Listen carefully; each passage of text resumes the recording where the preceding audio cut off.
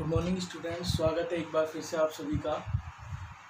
देखो बेटा, class 11 part 3 next question है 2 प्लस आयोटा का होल क्यूब अपॉन में 3 प्लस आयोटा की संयुग्मी संख्या हमको ज्ञात करनी है। देखते हैं ये क्वेश्चन किस प्रकार से होगा। देखिए आंसर इसका a प्लस 2 प्लस आयोटा का होल क्यूब अपॉन में 3 प्लस आयोटा, ये संख्या है।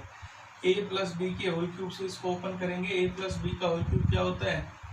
a cube plus B cube plus 3a square b plus 3a b square. इस फॉर्मूले से इसको ओपन करेंगे तो अपने पास आ जाएगा 2 का क्यूब 8 प्लस आयोटा का क्यूब प्लस 3 इंटू 2 का square 4 into iota plus 3 into 2 into iota का स्क्वायर, और अपॉन में क्या चल रहा है अपने पास 3 प्लस में आयोटा। देखिए बेटा 8 आयोटा क्यूब की वैल्यू क्या होती है? Minus iota. 4 तिया प्लस का 12 आयोटा, और यहाँ से 3 दूनी 6 और आयोटा स्क्वायर साथ में है तो आयोटा स्क्वायर की वैल्यू होती है -1, तो 3 दूनी 6 माइनस का 6 हो जाएगा। और बटे में क्या चल रहा है 3 प्लस आयोटा। क्या आ गया अपने पास? देखो यहाँ से 8 में से 6 गया तो 2, और माइनस आयोटा प्लस 12 आयोटा में से जाएगा तो क्या बचेगा प्लस का 11 आयोटा। अपॉन में चल रहा है 3 प्लस आयोटा। ठीक है भाई। अब इसका क्या करना पड़ेगा हमको? 3 माइनस आयोटा से ऊपर नीचे गुणा करते हैं। 3 माइनस आयोटा अपॉन में 3 माइनस आयोटा। क्लियर है? देखिए नीचे a plus B a minus B बन रहा है तो a square minus B square बन जाएगा। 3 का स्क्वायर क्या होता है 9 माइनस आयोटा का स्क्वायर आयोटा स्क्वायर। ठीक है बेटा। 2 को 3 से गुणा करेंगे 6, 2 को आयोटा से करोगे -2 आयोटा, 11 आयोटा को 3 से करेंगे प्लस 33 आयोटा, और 11 को माइनस आयोटा से करोगे तो -11 आयोटा स्क्वायर, ये आएगा। मैंने आपको कल भी बताया था कि जहां आयोटा स्क्वायर आ जाए उसके साथ वाली संख्या का चिन्ह बदल दो, क्योंकि इसका मान 1 होता है, -1 होता है। 6 -2 आयोटा प्लस का 33 कितना हो गया प्लस का 31 आयोटा, और ये हो जाएगा प्लस का 11, क्योंकि आयोटा स्क्वायर की वैल्यू होती है -1। नीचे 9 आयोटा स्क्वायर -1, आगे माइनस है, ये क्या हो जाएगा +1। तो ये 11 और 6 17 प्लस में 31 आयोटा, और बटे में अपने पास क्या आ जाएगा 10। ये आ गई सम्मिश्र संख्या। लेकिन बेटा इसको a प्लस आयोटा b की फॉर्म में यदि चेंज करोगे तो क्या आ जाएगा 17 बटे में 10 प्लस में 31 बटे में 10 आयोटा। इसको ऐसा लिख सकते हैं एल्शियम तोड़ के a प्लस आयोटा b, ये आ गई सम्मिश्र संख्या। अब a प्लस आयोटा b की फॉर्म में ये है, तो अब हम इसको क्या ज्ञात करेंगे? इसका संयुग्मी ज्ञात करेंगे z बार। देखिए यहाँ लिख देता हूं मैं, z बार क्या हो जाएगा 17 बटे में 10 माइनस 31 बटे में 10 आयोटा, केवल माइनस का चिन्ह आ जाएगा इसका संयुग्मी ज्ञात करने के लिए। ठीक है भाई, तो ये क्वेश्चन होगा इस प्रकार से।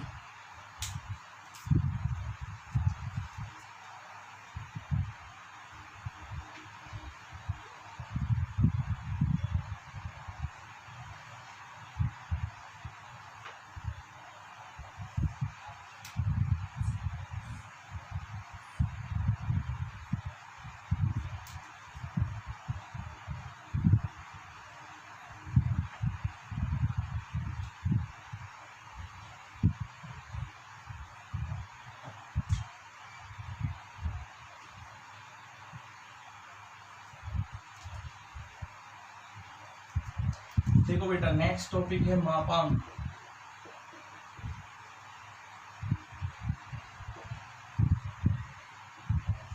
मॉड्यूलस इसको बोलते हैं। मापांक क्या चीज होती है? देखो यदि कोई संख्या सम्मिश्र संख्या हमारे पास है z बराबर a प्लस आयोटा b, ठीक है भाई, और मुझे इसका मापांक निकालना है, तो मापांक होता है मोड जेड। इसको साइन को क्या बोलते हैं, मोड। ये जेड है ही सम्मिश्र संख्या, इसको बोला जाएगा मोड जेड, मोड जेड ये बोला जाएगा। ठीक है, इंग्लिश में लिखो तो मोड लिख सकते हैं ऐसे, या मॉडुलस जेड भी बोल सकते हैं। और इसकी वैल्यू होगी √a² + b²। अर्थात यदि कोई सम्मिश्र संख्या हमारे पास है तो उसके वास्तविक भाग का वर्ग प्लस में उसके काल्पनिक भाग का वर्ग और दोनों का वर्गमूल, ये हमेशा धनात्मक संख्या आएगी, क्योंकि मॉड्यूलस लगा हुआ है। मोड का मतलब ही होता है बेटा किसी ऋणात्मक संख्या को धनात्मक के रूप में दर्शाना ही क्या होता है, मॉड्यूलस होता है। ठीक है, ये हमेशा एक धनात्मक वास्तविक संख्या आएगी।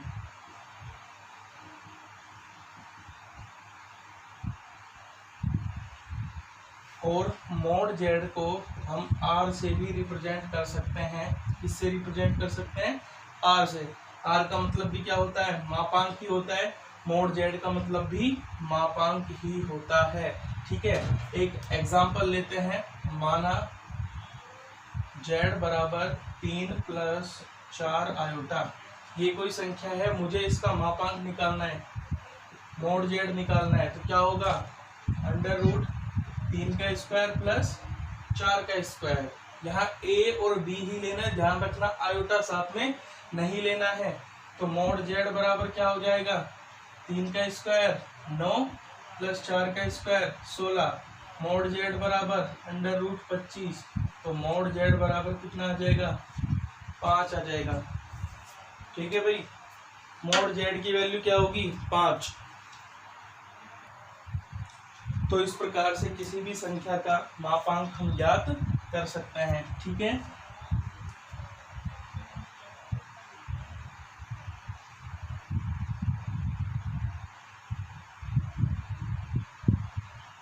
मैं एक क्वेश्चन आपको देता हूं, मापांक निकालना है। जेड बराबर 7 - 24 आयोटा, इस संख्या का मोड जेड निकालिए।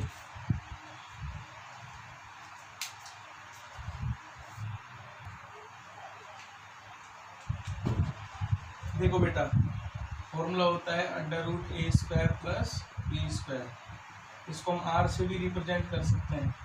ए की वैल्यू क्या है, 7, 7 का स्क्वायर। बी की वैल्यू क्या है, -24 है, तो -24 का स्क्वायर। यहाँ अपने पास क्या आ जाएगा, 7 का स्क्वायर 49 + 24 का स्क्वायर 576। दोनों को जब मिलाएंगे तो ये बन जाएगा 625, और वैल्यू आ जाएगी हमारे पास में 25। तो मापांक क्या हो गया, 25 हो गया। ठीक है, मापांक के कुछ गुणधर्म होते हैं, वो मैं आपको बता देता हूँ। पहला गुणधर्म है, मोड जेड जो होता है वो बराबर होता है जेड बार के मोड के। ठीक है भाई, पहला रूल है, मोड जेड किसके बराबर होता है, देखो मोड जेड किसके बराबर है, जेड बार के मोड के। दोनों एक ही बात है। यदि हम दी गई सम्मिश्र संख्या का मापांक निकालें या उसके सहयुग्मी का मापांक निकालें, बात एक ही होती है। मैं आपको एक एग्जांपल के जरिए बताता हूँ। जेड बराबर हम लेते हैं नंबर 6 + 8 आयोटा, ये ले लेता हूँ बेटा। ठीक है, तो आप सभी को पता है इसका सहयुग्मी क्या होगा, 6 - 8 आयोटा, यही होगा। इसका मापांक निकालो, यानी मोड जेड निकालो आप। तो मोड जेड यदि हम निकालें तो क्या आएगा, √6 का स्क्वायर प्लस 8 का स्क्वायर। 6 का स्क्वायर होता है 36, 8 का होता है 64। दोनों को यदि जोड़े तो 100 आएगा, और 100 का वर्गमूल 10 आएगा। ठीक है भाई, नेक्स्ट यहाँ पे ba² + b² ही होगा। ए की वैल्यू क्या है, 6 का स्क्वायर, बी की वैल्यू -8 का स्क्वायर।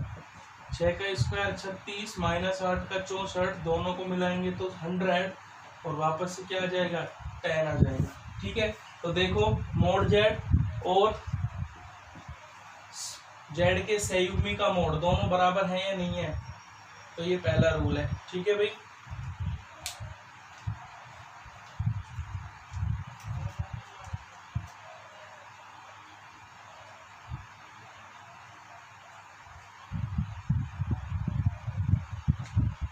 दूसरा रूल है जेड इंटू जेड बार, जेड इंटू जेड बार, यानी दी गई सम्मिश्र संख्या और गुणा में क्या हो उसका सहयोग भी हो तो क्या आता है मोड जेड का स्क्वायर आता है बेटा। सही संख्या ले लेते हैं, कोई भी जेड ले लो आप, मैं ले लेता हूँ छोटी संख्या ले लेते हैं 3 4 5, मैं ले लेता हूँ जेड बराबर 3 + 4 आयोटा, तो जेड बार बराबर क्या होगी 3 - 4 आयोटा। ये कह रहा है दोनों को गुणा कीजिए, तो जेड इंटू जेड बार, देखो जेड इंटू जेड बार करेंगे तो क्या आएगा 3 + 4 आयोटा गुणा में 3 - 4 आयोटा। ठीक है भाई, a + b into a - b क्या आ जाएगा 3 का स्क्वायर और -4 आयोटा का स्क्वायर, जेड इंटू जेड बार 9 - 4 का स्क्वायर 16, साथ में आयोटा स्क्वायर, और आयोटा स्क्वायर की वैल्यू आपको पता ही है, आगे वाले का चिन्ह बदल देती है क्योंकि -1 होती है। कितने हो गए 16 और 9 25 हो गए। ठीक है भाई, जेड इंटू जेड बार। अब मोड जेड निकाल के उसका वर्क करते हैं। यदि मोड जेड मुझे निकालना है तो क्या होगा √a² + b²। Mode Z, Z क्या है 3 + 4 आयोटा, निकालो 3 का स्क्वायर + 4 का स्क्वायर, कितना आ गया 9 + 16 बराबर 25। ये क्या कह रहा है मोड जेड की स्क्वायर के बराबर होगा, ये तो आ गया मोड जेड √25। अगर मैं मोड जेड का स्क्वायर करूँ तो क्या आ जाएगा 25 आ जाएगा। देखो दोनों चीजें बराबर आ रही है, नहीं आ रही, आ रही है, तो ये क्या हो गया हमारा दूसरा रूल हो गया। ठीक है, नेक्स्ट है रूल नंबर 3, और रूल नंबर 3 होगा मोड Z1 इंटू Z2 बराबर होता है mode Z1 into mode Z2 के। फोर्थ रूल है मोड Z1 अपॉन Z2 बराबर मोड Z1 अपॉन में मोड Z2। ये तो आप भी कर सकते हो, दो संख्याएं मान लेना, उनको गुणा करके उनका मोड निकाल लेना और अलग अलग निकाल के गुणा कर लेना, बराबर आएगा। ऐसे ही डिवाइड में भी आप कर सकते हो। तो ये है बेटा मापांक। ठीक है, मापांक निकालना आप सभी को आ ही गया है। मैं एक संख्या लिखता हूँ, z बराबर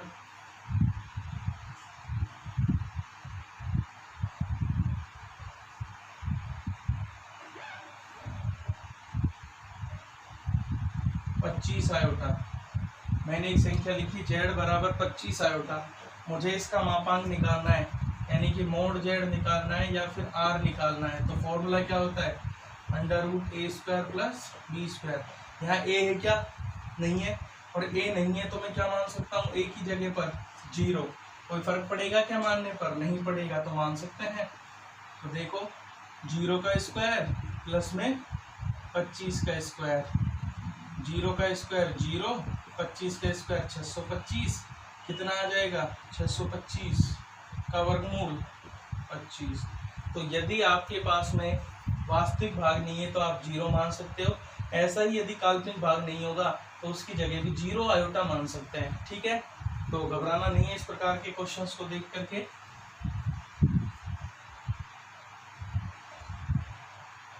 इसके बाद जो बेटा नेक्स्ट टॉपिक है पूर्णांक, ये मापांक का ही भाई है पूर्णांक। ठीक है, फॉर एग्जाम्पल इसको इंग्लिश में बोलते हैं आर्ग्यूमेंट। ठीक है भाई, पूर्णांक क्या चीज होती है, बहुत अच्छा टॉपिक है, थोड़ा ध्यान से समझेंगे इसको। मापांक तो बहुत इजी है, इजी पूर्णांक भी है, लेकिन पूर्णांक का कॉन्सेप्ट थोड़ा सा अलग है और इसको आप ध्यान से समझें, ज्यादा अच्छे से समझ आएगा। देखो बेटा पूर्णांक क्या चीज होती है मैं आपको बताता हूँ।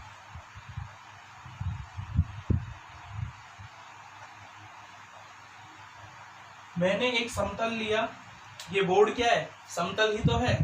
मैंने इस समतल पर दो लंबवत रेखाएं खींची जो हम बचपन से पढ़ते आ रहे हैं, और हम इन लंबवत रेखाओं को क्या कहते हैं एक्स अक्ष और वाई अक्ष कहते हैं। ये एक्स डैश, ये मैंने यहाँ दो लंबवत रेखाएं ली एक्स अक्ष और वाई अक्ष। अब देखो बेटा ये दोनों रेखाएं मेरे पास में है, कोई सम्मिश्र संख्या है 3 + 4 आयोटा, z बराबर 3 + 4 आयोटा। मैंने आपको जब एक्सरसाइज स्टार्ट की थी तो ये बताया था हम z बराबर 3,4 भी लिख सकते हैं। ये है सम्मिश्र संख्या और ये क्या है, सम्मिश्र संख्या का कार्तीय रूप है। मैंने आपको बताया था कार्तीय युग्म के रूप में दी गई सम्मिश्र संख्या को ऐसा लिखा जा सकता है। कहा था या नहीं कहा था, स्टार्टिंग में बताया था कि 3 + 4 आयोटा यदि कोई सम्मिश्र संख्या है तो उसको कार्तीय युग्म के रूप में कार्तीय प्रणाली में 3,4 लगा के लिख सकते हैं। और आपको इतना तो पता ही होगा कि 3,4 इस प्रकार से किसको लिखा जाता है, किसी बिंदु के निर्देशांक को लिखा जाता है। 9-10 क्लास में अच्छे से पढ़ा है कि इस रूप में कार्तीय युग्म के रूप में किसी संख्या के निर्देशांक को लिखा जाता है। और निर्देशांक कहाँ दर्शाए जाते हैं, समतल पर। ठीक है बेटा, तो ये जो बिंदु है 3 और 4, ये किसी ने, मैं मान लेता हूं यहाँ है 3, ये था 4, तो ये बिंदु कहाँ पर होगा, यहाँ पर होगा 3,4। इस बिंदु का नाम दे देता हूँ बिंदु P। ठीक है, इसी प्रकार से कोई दूसरी सम्मिश्र संख्या ले लेते हैं 2 - 3 आयोटा, तो इसका कार्तीय रूप क्या होगा, 2 - 3। अब -3 कहाँ मिलेगा, यहाँ, और प्लस का 2 कहाँ मिलेगा, कहीं ऊपर। मैं मान लेता हूँ संख्या यहाँ पर है Q और इसके निर्देशांक है 2 - 3। ठीक है, तो बेटा एक बात आप मुझे बताइए, जितनी भी सम्मिश्र संख्याएं होंगी क्या सभी को कार्तीय युग्म के रूप में लिखा जा सकता है? बिल्कुल लिखा जा सकता है। और जब कार्तीय युग्म के रूप में संख्या को लिखा जा सकता है तो प्रत्येक संख्या को समतल पर भी दर्शाया जा सकता है। अर्थात कहने का मेरा मतलब यह है कि जितनी भी सम्मिश्र संख्याएं हुए हैं दुनिया में, उन सभी को समतल पर दर्शाया जा सकता है एक बिंदु के निर्देशांक के द्वारा। और सम्मिश्र संख्याओं को जिस तल पर दर्शाया जाता है उसे समतल ना कह करके आर्गैंड समतल कहते हैं। ठीक है बेटा, क्या कहते हैं, आर्गैंड समतल कहते हैं। तो इस समतल को हम क्या कहेंगे, आर्गैंड समतल कहेंगे। ठीक है, ये ध्यान रख लेना। सम्मिश्र संख्याओं को जिस तल पर दर्शाया जाता है उस तल को आर्गैंड समतल कहते हैं। ठीक है, एक चीज क्लियर है हमारे सामने, दुनिया में जितनी भी सम्मिश्र संख्या है सबको आर्गैंड समतल पर दर्शाया जा सकता है। ठीक है भाई, और इसका उल्टा यदि ले कि आर्गैंड समतल पर जितने भी बिंदु होते हैं, कितने बिंदु होंगे इस तल पर, अनंत बिंदु होंगे, वो सारे के सारे बिंदु किसी ना किसी सम्मिश्र संख्या को अवश्य ही निरूपित करेंगे। तो कोई भी सम्मिश्र संख्या यदि हमारे पास हो उसको आर्गैंड समतल पर उसके कार्तीय युग्म लिख करके निर्देशांकों के रूप में दर्शाया जा सकता है। ये तो हो गया इसका ज्यामितीय निरूपण, सम्मिश्र संख्याओं का ज्यामितीय निरूपण। अब मैं बात करता हूं कि पूर्णांक क्या चीज होती है।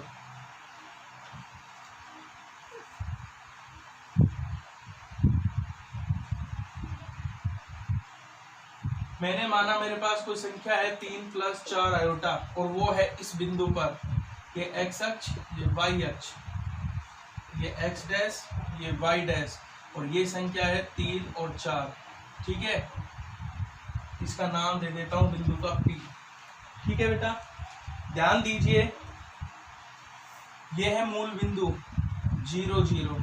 ठीक है, मैंने क्या किया है, जो सम्मिश्र संख्या मुझे दी गई थी मैंने उसको कार्तीय युग्म के रूप में लिख करके आर्गैंड समतल पर एक बिंदु के द्वारा दर्शा दिया है। ठीक है भाई, सम्मिश्र संख्या को आर्गैंड समतल पर दर्शाने वाले बिंदु को यदि मूल बिंदु से मिला दिया जाए, ठीक है बेटा, मैंने क्या किया, इस बिंदु को मूल बिंदु से मिला दिया। ये बिंदु क्या चीज है, दी गई सम्मिश्र संख्या के अगर उसको कार्तीय युग्म में लिखा जाए तो उसको निरूपित करने वाले बिंदु के निर्देशांक हैं। और मैंने इस बिंदु को किससे मिला दिया है, मूल बिंदु से। हमने अभी पढ़ा था मापांक, इस बिंदु की मूल बिंदु से दूरी ही मापांक कहलाती है, अर्थात r कहलाती है। ठीक है, अभी अभी मापांक पढ़ा था, मैंने बताया था मापांक निकलता कैसे है, मापांक होती क्या चीज है, अब आपकी समझ में आ जाना चाहिए। किसी सम्मिश्र संख्या को यदि आर्गैंड समतल पर दर्शाया जाए तो दर्शाने वाले उस बिंदु की मूल बिंदु से जो दूरी होती है वही दूरी क्या कहलाती है, मापांक कहलाती है।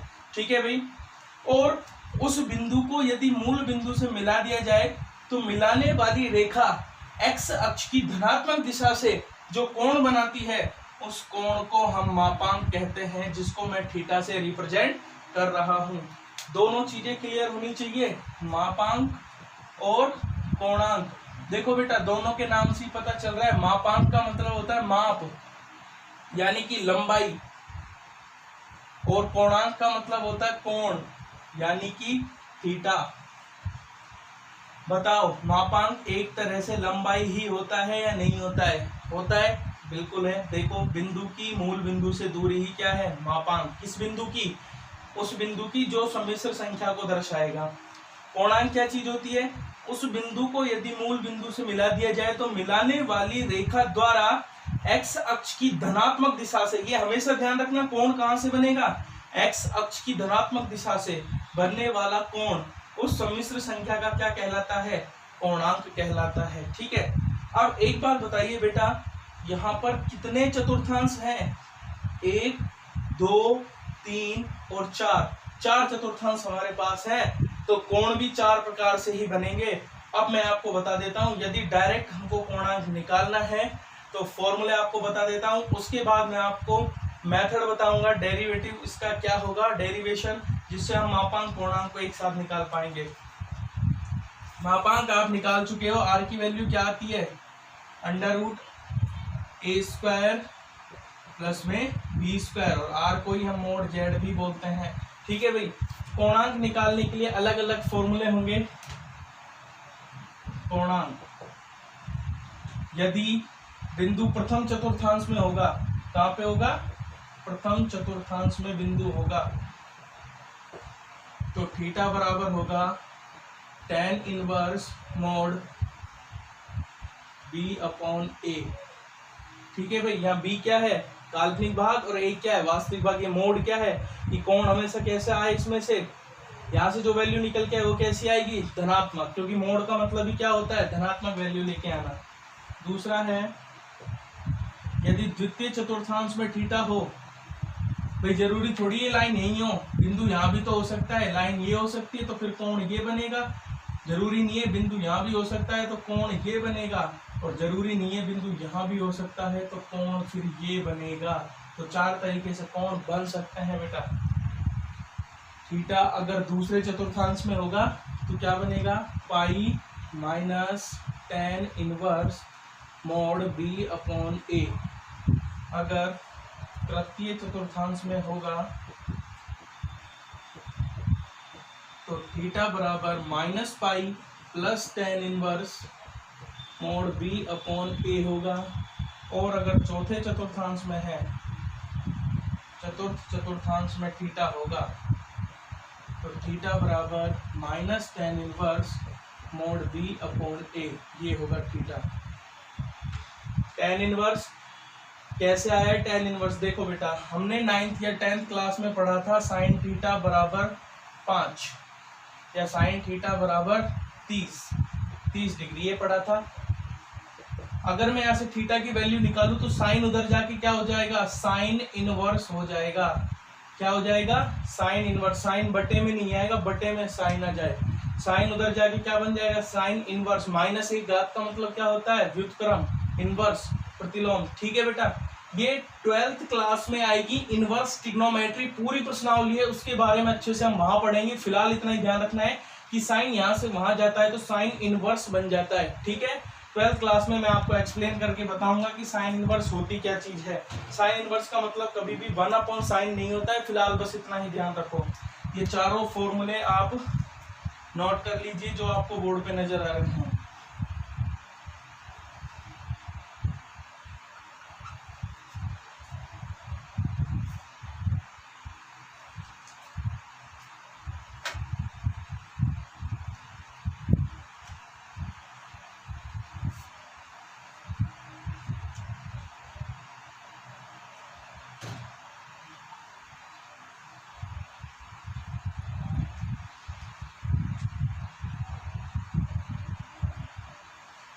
फॉर एग्जाम्पल मैं आपको बताता हूँ, मान लो z बराबर 6 प्लस में 8 आयोटा, ये कोई सम्मिश्र संख्या अपने पास है बेटा। ठीक है, सम्मिश्र संख्या हमेशा a प्लस आयोटा b की फॉर्म में ही होनी चाहिए।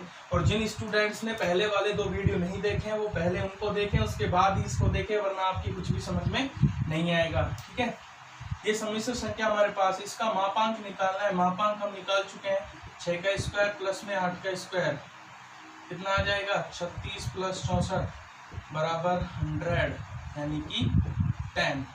ठीक है भाई। अब मुझे इसका कोणांक चाहिए। क्या चाहिए, कोणांक, यानी कि मुझे इसका थीटा निकालना है। पहले मुझे पता करना पड़ेगा कि दी गई संख्या किस चतुर्थांश की है। 1 2 3 4 5 6 और भाई 2 4 6 8। बेटा देखो,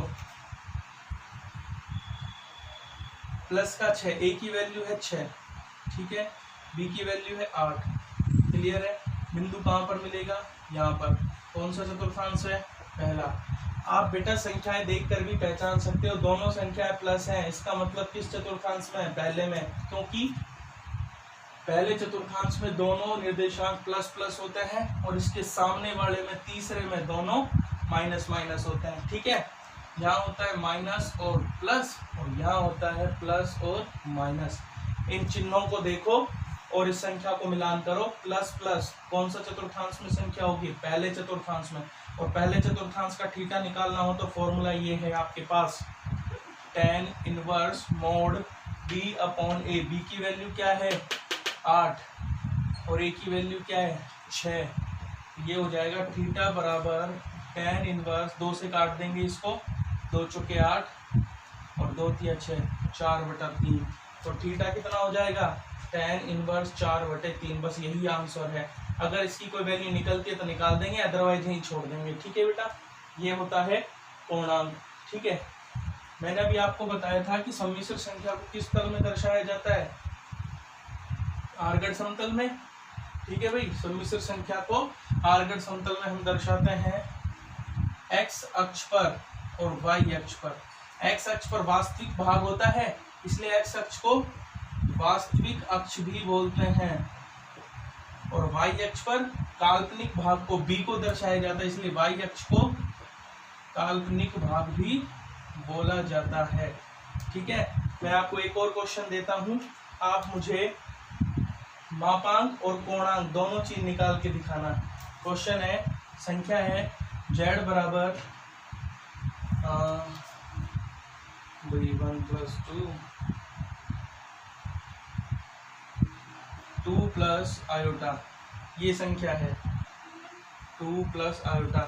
इसका मापांक यानी कि r और कोणांक यानी कि थीटा, दोनों चीजें आपको ज्ञात करनी है। आगे के क्वेश्चंस कल सोल्व करेंगे, इस क्वेश्चन को जरूर कर लेना और मापांक और कोणांक का कॉन्सेप्ट बिल्कुल अच्छे से समझ लेना, तभी आगे की चीजें जाके आपको समझ में आएगी। धन्यवाद।